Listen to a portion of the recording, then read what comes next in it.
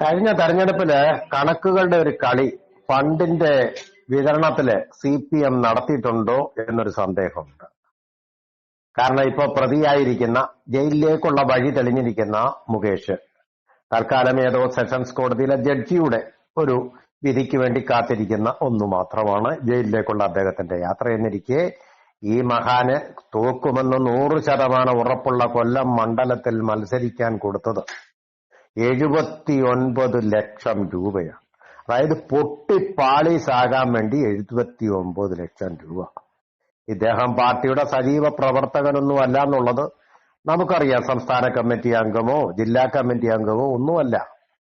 Glamour, party glamour, പിന്നെ party കുടുംബം, പാർട്ടിയോട് ചേർന്ന് സഹയാത്രിക, അങ്ങനെയാണല്ലോ പത്രപ്രവർത്തകരും കലാകാരന്മാരും ഭൂരിപക്ഷവും. ഇടത്ത് ചേർന്ന് നടന്നെങ്കിലേ അത് പുരോഗമനമാവും. അതൊരു ഫാഷനായിട്ട് മാറിയിരിക്കുകയാണ്. പണ്ട് ഇപ്പൊ മാറി വരുന്നുണ്ട് കേട്ടോ. ഇടത്ത് ചേർന്ന് പോയെങ്കിലേ വിപ്ലവകാരിയാവും.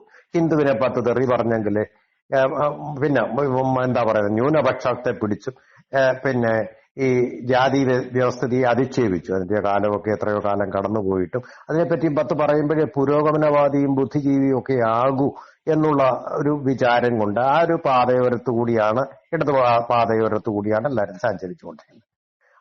പിന്നെ അങ്ങനെയുള്ള ഒരു സന്ദർഭത്തിൽ കീപ്പ് ലെഫ്റ്റ് എന്ന് പറയുന്ന ആ ഒരു സമീപനമാണ് ഇപ്പോഴും. അതിന്റെ ഒരു ഭാഗമായിട്ട് മുകേഷും ഇടതുപക്ഷത്തോട് ചേർന്ന് പിന്നെ അദ്ദേഹത്തിന്റെ ഗ്ലാമർ കൂടെ ചേർത്ത് കഴിഞ്ഞാൽ പ്രേമചന്ദ്രനെ, നികൃഷ്ട പരനാറി എന്ന് വിളിച്ച പ്രേമചന്ദ്രനെ അവിടെ പരാജയപ്പെടുത്തി ഒരു പാഠം പഠിപ്പിക്കാം എന്ന് കരുതി. പൊട്ടിപ്പാളീസാവും എന്നുള്ളത് പാർട്ടിയുടെ കണക്കുകളിൽ തന്നെ നേരത്തെ ഉണ്ടായിരുന്നു. എങ്കിൽ ഇതൊന്ന് പ്രയോഗിച്ചു കളി, എങ്ങനെങ്കിലും പ്രേമചന്ദ്രനെ ഒന്ന് പൊട്ടിക്കാൻ പരമാവധി തുക 79 ലക്ഷം. എന്നാ പിന്നെ 1 കോടി ഞാൻ കൊടുത്താൽ പോരായിരുന്നു.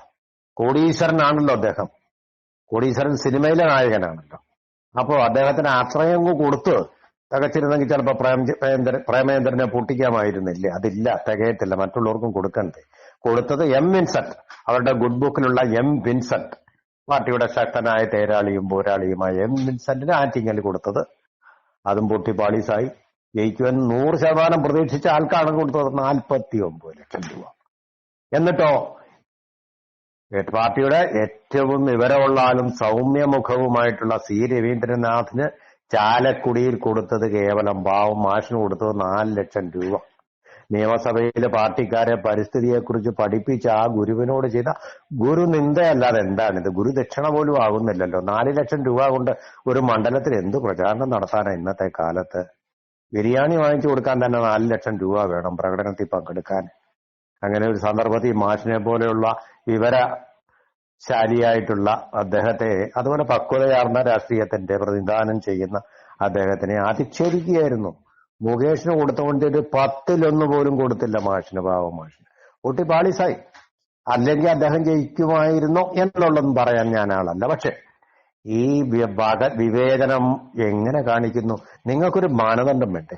ഓരോ ലോക്സഭാ മണ്ഡലത്തിലും നിങ്ങളുടെ സ്ഥാനാർത്ഥിക്ക് ഇത്ര രൂപ എന്ന് പറഞ്ഞൊരു മാനദണ്ഡം വേണ്ടേ? കമ്മീഷൻ വാങ്ങിച്ച കോടികൾ കിടപ്പുണ്ടല്ലോ. സഹകരണ ബാങ്കുകൾ വഴി തട്ടിച്ച കോടികളില്ലേ? CMRൽ നിന്ന് കിട്ടിയ ഫണ്ടുകളില്ലേ? PV എന്നൊക്കെ എഴുതി അതിനകത്ത് PV അൻവർ ആയിരിക്കാൻ വഴിയില്ലല്ലോ. അതൊക്കെ ഇല്ലേ? അതിന്റെ ഒരു പളപ്പും പുളപ്പും ഒക്കെ വെളച്ചിലും ഒക്കെ കാണിക്കുന്നില്ലേ? എന്തുകൊണ്ട് ഈ മാഷിനെ ഇങ്ങനെ നിങ്ങള് നിന്ദ്യനും നീചനും ബഹിഷ്കൃതനും ഒക്കെ ആക്കി ഭ്രഷ്ട് കൽപ്പിച്ചവനെ പോലെ ഇങ്ങനെ പെരുമാറി? അപ്പൊ നിങ്ങളുടെ ഈ സമീപനം ഓരോരുത്തരോടും ഓരോന്നാണ് സമീപനം. അപ്പൊ ഇതൊരു ഒബ്ജക്റ്റീവായിട്ടുള്ള സമീപനമല്ല, സബ്ജക്റ്റീവായിട്ടുള്ള. അതായത് ഇതൊരു വ്യക്തി അധിഷ്ഠിതമായിട്ടുള്ള സമീപനമാണ്, വസ്തുനിഷ്ഠമായിട്ടുള്ള സമീപനമല്ല എന്നുള്ളത് വളരെ വ്യക്തമാക്കി കഴിഞ്ഞു നിങ്ങൾ തന്നെ. അതായാലും വളരെ മോശമായി. പ്രേമചന്ദ്രനെ പരാജയപ്പെടുത്തുക, പ്രതികാരം ചെയ്യുക, അദ്ദേഹത്തിനുള്ള ഒരു വ്യക്തിവിരോധം നിങ്ങളുടെ പാർട്ടിയുടെ തലപ്പത്തിരിക്കുന്ന, പാർട്ടിയെ ഭരിച്ചുകൊണ്ടിരിക്കുന്ന, പാർട്ടി സെക്രട്ടറിയുടെ കാര്യമല്ല ഞാൻ പറയുന്നത്, അദ്ദേഹമൊന്നുമല്ല ഭരിക്കുന്നത്. പാർട്ടിയുടെ തീരുമാനങ്ങൾ അഖിലേന്ത്യാ തലത്തിൽ തന്നെ ആരാണോ സ്വാധീനിക്കുന്നത് ആ മനുഷ്യൻ എടുത്തിരുന്നു. ആ മനുഷ്യൻ തന്നെയാണ്, പേരൊന്നും പറയാൻ ഞാനാളില്ല, ആ മനുഷ്യൻ തന്നെയാണ് മുകേഷിന്റെ രാജി വേണ്ടാൻ തീരുമാനിച്ചത്. അതനുസരിച്ച് അതരവ്യായാമം നടത്തുന്നു മറ്റുള്ളവർ എന്നേ ഉള്ളൂ. ഇതിന്റെ എല്ലാം ശക്തിയും ഊർജവും എല്ലാം വരുന്നത് ആ ഒരു കാരണഭൂതനിൽ നിന്ന് തന്നെയാണ്. അതുകൊണ്ടാണ് 79 ലക്ഷം അദ്ദേഹത്തിന്റെ ഇഷ്ടാനിഷ്ടം അനുസരിച്ച അല്ലാതെ പാർട്ടി സഖാക്കളുടെ ചുവരെഴുതുകയും രാത്രി ഉറക്കളച്ച വരുന്ന ബോർഡ് എഴുതുകയും ഒക്കെ ചെയ്യുന്ന ആൾക്കാരുടെ അല്ല. പ്രചാരണം നടത്തി കൊടും വെയിലിൽ പോയി പ്രചാരണം നടത്തുന്ന ആൾക്കാരുടെ അഭിപ്രായമല്ല ഇവിടെ റിഫ്ലക്ട് ചെയ്യുന്നത്. ഒരു കേന്ദ്രീകൃതമായിട്ടുള്ള ഒരു കാരണഭൂതനുണ്ട്. അദ്ദേഹത്തിന്റെ അഭിപ്രായം പ്രകാരമാണ് മുകേഷ് ഇപ്പോൾ പിടിച്ചു നിൽക്കുന്നതും സെഷൻ കോടതിയുടെ കാരുണ്യത്തിൽ തൽക്കാലം ഒന്ന് പിടിച്ചു നിൽക്കുന്നതും. അനിവാര്യമായും അദ്ദേഹത്തിന് ജയിലിലേക്ക് പോകും.